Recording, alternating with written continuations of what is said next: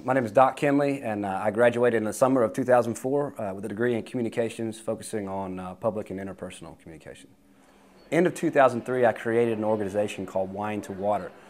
And at that time, I had no idea that it was going to grow into an international aid organization. It was just a way for me, while I was getting my degree here in bartending, a way for me to raise funds for the global water crisis that I had just learned about. And so we began fundraising at the very end of 2003, early 2004, just before I was going to graduate.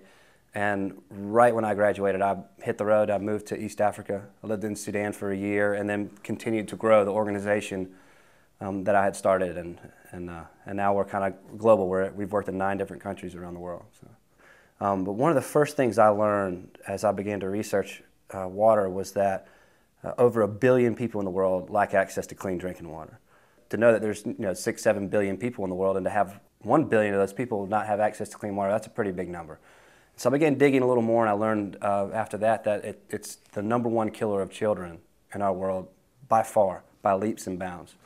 And the worst part about it was I didn't feel like really anybody was out there doing much about it. There was a few organizations drilling wells, but not much was being done about it, and not much was being brought up in national media. You know, you see a lot of these rock stars out there like Bono and these folks doing stuff for HIV/AIDS, and all that stuff's great in promoting education, but you can't even get a child to go to school if they're walking 4 or 5 hours every day to get water. And then that water, when they bring it back, it's making them sick. So I got really upset at the severity of the crisis and that no one was doing anything about it. And so that's what Wine to Water became about, was trying to do what we could as a little small grassroots organization that started right here in Raleigh, to just do what we can to fight this crisis. And so we began doing that by raising funding through the different bars that I worked at.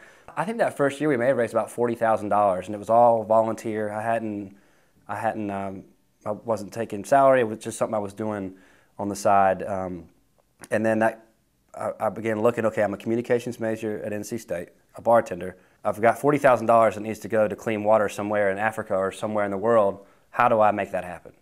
And I decided that, you know what, I can't go physically do the work myself because I'll probably spend half that money just flying there and getting there and learning everything. So I went to donate the money to another nonprofit based out of Boone, North Carolina, where my parents were living. It's called Samaritan's Purse. I learned about it and I couldn't stop thinking about it. I knew that this is what I could give back. I knew that I could raise funding and resources in my bar crowd, and I didn't have any choice but to continue to go after this thing that I had started. When I left and began growing Wine to Water and got into the desert, I wasn't really sure if I picked the right major. I'm like, I may have needed more engineering and more this and that. But as I began in Sudan, it wasn't so much how fast and good I could put together a well and fix a machine and all that stuff.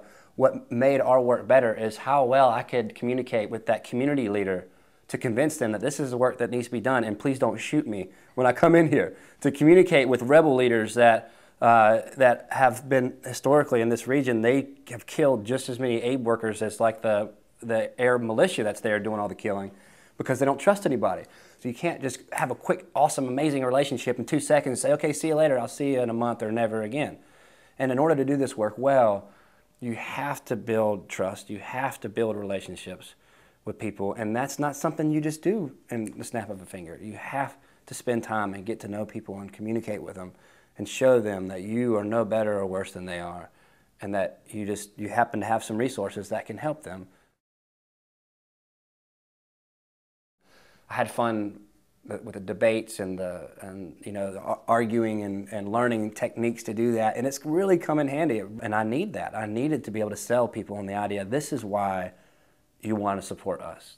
We're different, and this is why we are. And I have to convince them. I have to bring them over to my way of thinking, and that's the theme that I took away from that course, was how to do that.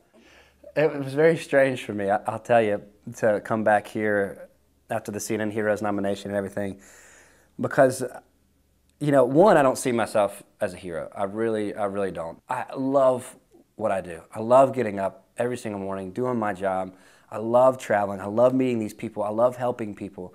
it was tough for me because I see these hero signs and everybody's chanting, you know, and I just don't look at myself that way.